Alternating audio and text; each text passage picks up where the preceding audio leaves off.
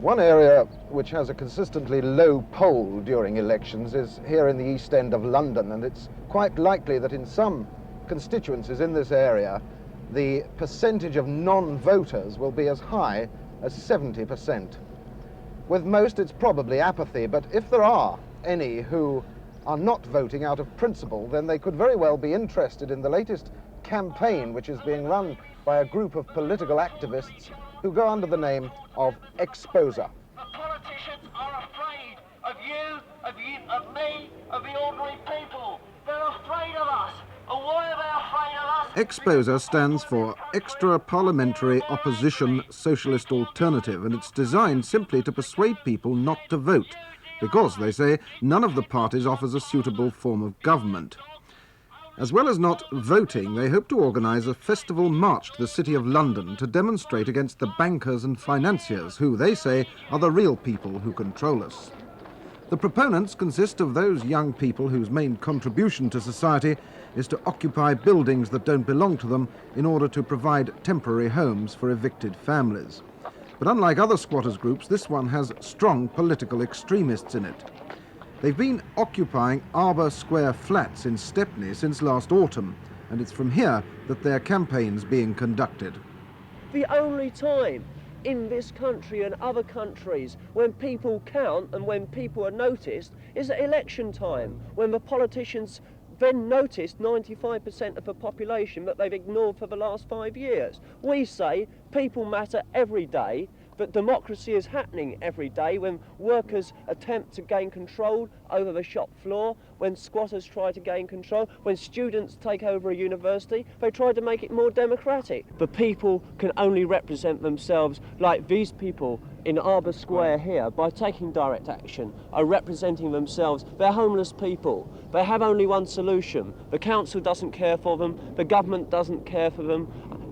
And the same in the Isle of Dogs. The people there felt cut off from Parliament, so they said, we are our own Parliament. And these people here are saying, we are our own Parliament. They have taken action for themselves. This is the only solution for their problems. But how can people in this sort of predicament build themselves blocks of flats and repair places like Arbour Square? Well, who builds them anyway? It's the workers. But Well, we somebody's do got it to in the first organise them. place. We're capable of organising ourselves. Tell me, in do you want to rates. get rid of the stock exchange as well? Certainly. Why not?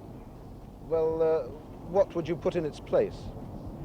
People organising the wealth of the country for themselves. I mean, at the moment, wealth is concentrated in the hands of bankers all over the world, which must be something like 2% of the world's population have ultimate control over the money which controls my life, your life, everybody's life. If that money was in our hands instead of their hands, then in fact the world would be a much more happy place.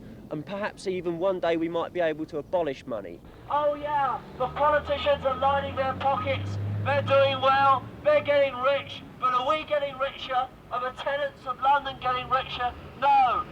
Our tenants... The EXPOSA members hope to be joined on Thursday's march by dissenters from all over the country.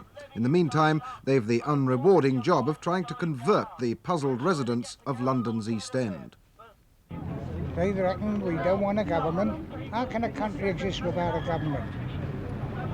And don't forget, if we wouldn't have a government, we'd all be killing one another. Why don't you vote? I don't vote Just because... lazy or what? No, I'm not lazy at all, because if I vote for Labour and something goes wrong with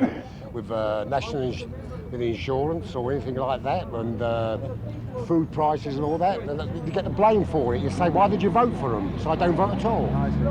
Every government has leaders, even communism has leaders. They have to have somebody to decide which is right and which is... They want rent-free, go in and keep it. No, they want them to go into the old houses, which is laying idle. Be quiet, laying idle for all that time where they're not letting them. I agree with them. Yeah. It doesn't matter who's in Conservative or Labour. I agree with them. No. You must have a leader, because people are like sheep and they have to be led. But they've got to be led in the right direction. Okay? Thank you very much. Get on.